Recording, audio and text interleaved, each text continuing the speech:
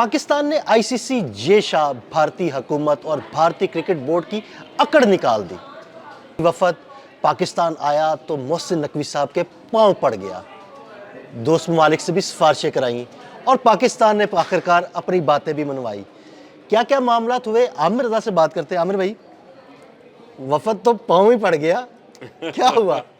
अच्छा, असल मसला ये है कि वफद पाँव पड़ता तो ठीक था, लेकिन अब उसी वफद की जो है इस वक्त जो क्लास ली जा रही है, जो भारतीय मीडिया उछल उछल कर बोल रहा था और जो कह रहा था कि जी हमने जो है हम सुपर पावर हैं और हम बताएंगे कि क्रिकेट किस तरह से होनी है, पाकिस्तान नहीं बताएगा।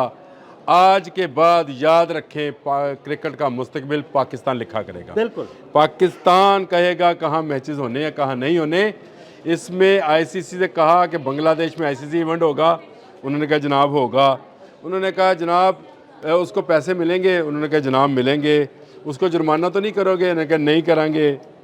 अब मुझे बताओ, अब इस तरह की बादशाही आपको मिल रही हो और किंग सीट पर आप बैठे हो और आप फैसले कर रहे हो क्रिकेट के, और भारत जिसका तमाम का तमाम जो मीडिया है वो ये बात कह रहा था कि पाकिस्तान को तस्लीम नहीं किया, पाकिस्तान की बात को तस्लीम नहीं किया जाएगा।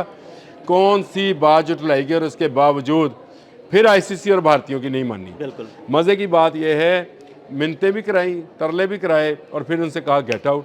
लेकिन हुआ क्या? हुआ ये कि फिर श्रीलंकन सदर ने जो है फ़ोन किया हमारे प्राइम मिनिस्टर को, जो कि नेचुरली पैटर्न इन चीफ भी हैं पीसीबी के, और मोहसिन नकवी के साथ उनकी मुलाकात हुई।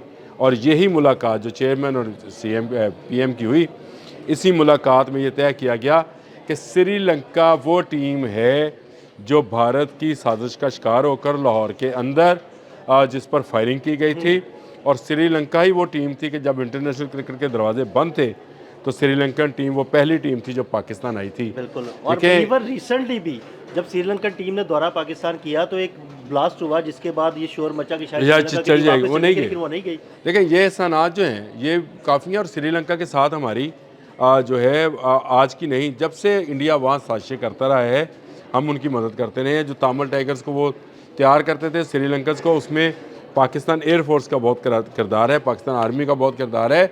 वहाँ पर वो जो बागी थे उनको कुचलने में, तो मैं ये समझता हूँ कि श्रीलंकन प्रेसिडेंट का अगर फ़ोन आया था तो उसको इनकार नहीं हो सकता। देखिए ये डिप्लोमेटिक लैंग्वेज है, बिल्कुल ऐसे ही। क्रिकेट की लैंग्वेज में अगर आप कहें तो सैयद मोहसिन रज़ा नकवी ने ना सिर्फ इनको घुटनों पर टिकवाया बल्कि मिन्नतें कराई, तरले कराई, तलवे चटवाए।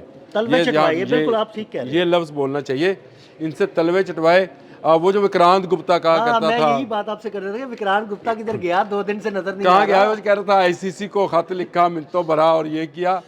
भाई चलकर दरवाजे पर आए, और कल चेयरमैन पीसीबी ने तो ये बात कही कि चलकर आ गए तो हमने इनको माफ़ कर दिया, हम तो कत्ल माफ़ कर देते हैं। ये तो कोई ऐसा मामला नहीं था। मामला ये है कि भारत की अकड़ तोड़ना मकसूद थी, वो तोड़ दी। आपका इवेंट आप खेलोगे भी श्रीलंका में आकर पाकिस्तान के साथ, और आप अब पाकिस्तान जब चाहेगा किसी भी टूर्नामेंट की रेटिंग और ग्रेडिंग गिरा देगा। बिल्कुल ऐसे ही। देखिए रेटिंग और ग्रेडिंग किस बात पर है? पाकिस्तान इंडिया मैच पर है, सीधी बात है। और अगर आज पाकिस्तान ने सॉलिडेरिटी दिखाई है बांग्लादेश के साथ, तो क्या कल एशिया क्रिकेट काउंसिल में बांग्लादेश सॉलिडेरिटी नहीं दिखाएगा? बिल्कुल दिखाएगा। आज पाकिस्तान ने श्रीलंका के कहने पर अगर कहा है कि भारत के साथ 15 को खेल लेते हैं, तो क्या आने वाले वक्त में श्रीलंका साथ नहीं देगा? बिल्कुल देगा। तो पाकिस्तान ने तो विन विन, यानी पाकिस्तान सिर्फ विन पोजीशन में था और विनिंग पोजीशन में है। गेन किया है पाकिस्तान ने, क्या 2 मुल्कों की जो है हमायत गेन की है। पाकिस्तान ने पूरी भारतीय आवाम को इतने दिन नाचो, वो क्या कहते हैं, नाको चने चुभवाए हैं, और उनको 2 मुल्कों की हिमायत हासिल की है और 2 मुल्कों को चपेड़े मारी हैं, एक भारत और दूसरा कौन सा? अफगानिस्तान। देखिए ये बात अब समझने की है कि पाकिस्तान जो है उसने जिस तरह से इस सारे मामले को लेकर और जिस तरह बांग्लादेश की हिमायत की है, इससे आप बताएं क्या बांग्लादेश में पाकिस्तान का वकार बुलंद नहीं हुआ? बिल्कुल हुआ। देखिए जो 71 में हुआ था वो भी भारतीय साजिश थी, और आज उसी भारत को एक ऐसी क्रिकेट लैंग्वेज के साथ जवाब दिया गया कि मैं समझता हूँ कि उसको आउट क्लास कर दिया गया, वाइट वॉश कर दिया गया, और ये कहा जाए कि क्लीन बोल्ड कर दिया गया।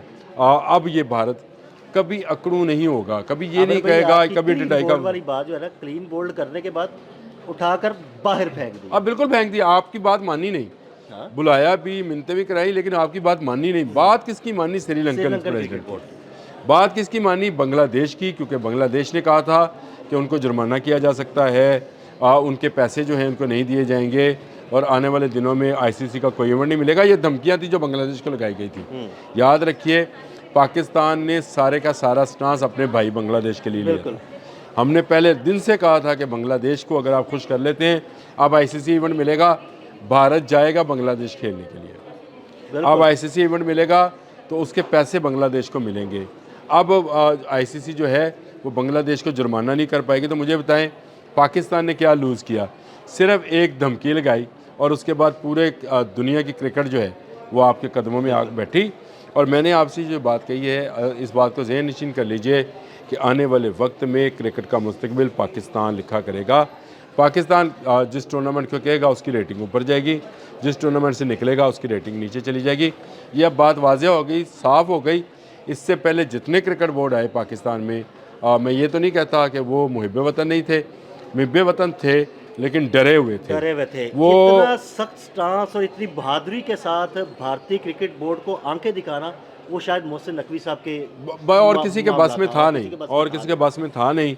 उनकी मसलहतें काम आ जाती थी। फिर उनके साथ उनके तल्लकात बाहर की दुनिया में, लेट से मरहूम शहर यार थे, वो बहुत लंबे अरसे तक इंडिया में ही डिप्लोमेट यानी वहाँ पे सफारतकार रहे पाकिस्तान के। तो उनकी बहुत सारी मामला जो थे वो वहाँ पे दोस्तियों यारियों वाला हिसाब था। वो थे भी वहाँ के किसी नवाब के, नवाब पटौदी के, अजीज़ व कारब के। इसी तरह से आप बाकियों का भी ले लें, किसी का बिजनेस हब था, किसी के अस्करी लोगों से तल्लकात थे। मैं नाम नहीं अब किसी का लेता, नाम मैंने जिसका लेना था ले दिया। उनके वहाँ के अस्करी लोगों के साथ तल्लकात थे। तल्लकात से मुराद कोई उस तरह के तल्लकात नहीं, तल्लकात से मुराद है कि ये सब एक दूसरे के साथ राब्ते में रहते हैं। चीज़ें फिर देखनी पड़ती तो फिर आपको वो जो कहते हैं कि मुंह खाए अक्षर माए, वो वाला मामला था। मोहसिन नकवी का ऐसा कोई इंटरेस्ट नहीं था इंडिया के अंदर, बिल्कुल ऐसे ही। ना उसका आज है ना उसका कल है, कभी भारत के अंदर उसका कोई इंटरेस्ट नहीं है। तो इसलिए उन्होंने स्टैंस लिया, सही मौके पर लिया।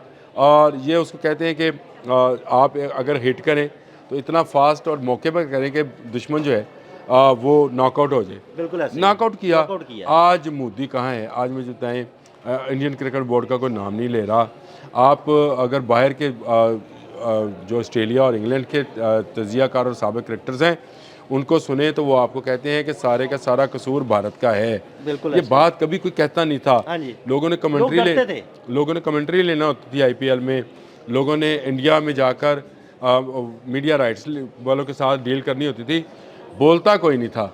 अब लोग बोलना शुरू हुए हैं और बता रहे हैं कि भाई आप यहाँ पर गलत हो, अगर आइंदा भी आप यही काम करोगे तो फिर आपका गुड बाय टाटा हो जाएगा और आप किसी काबिल नहीं रहोगे। ना आपकी कंपनीज चलेंगी, ना आपके मीडिया राइट्स चलेंगे, ना आपके ये जो धमकी है, धौंस है, धांधली है, ये नहीं चलेगी। तो ये भारत को नाको चने हुआ है। देखिए, खेल की में हार जीत वहाँ पे होनी है मैदान के बिल्कुल अंदर। ऐसे ही। आमिर भाई, खेल है ना, उसमें हार जीत होती है, वो उसका कोई मसला नहीं है। लेकिन अगर सियासत वो तो लेके मैं आएंगे तो नहीं कुछ आपको एक मजाक की बात करता हूँ। कल मैं गया था एक मार्केट में, तो एक बंदे ने मुझे खड़ा करके कहा जी भाई बताएं क्या मोहसिन नकवी ने ये डील कर ली है कि पाकिस्तान इंडिया से मैच जीतेगा। और मैं कहा जा यार माफ़ कर, ऐसी कोई डील नहीं है। लेकिन खेल के मैदान में हार जीत जो है वो ओपन होगी। ये नहीं होगा कि कोई एम्पायर, कोई मैच रेफरी, कोई आईसीसी, कोई बाहर बैठे जो पैनल्स हैं वो सिर्फ भारत के हक़ में फ़ैसला करें। ये बता दिया गया कि अगर आपकी गलत उंगली उठेगी तो हम गलत हाथ उठाएंगे। ये बात सीधी है। और इसके बाद से मेरा ख्याल है भारत की दोस्त और धांधली। बिल्कुल, बहुत शुक्रिया आमिर रज़ा जी। बिल्कुल, आमिर रज़ा ने बड़ी तफसील के साथ इस सारे मामले पर रोशनी डाली। और विक्रांत गुप्ता कहाँ हो, तुम्हारी क्यों बोलती बंद है? अब बोलो ना। अदील अहमद और आमिर रज़ा को इजाज़त दीजिएगा। अल्लाह हाफ़िज़।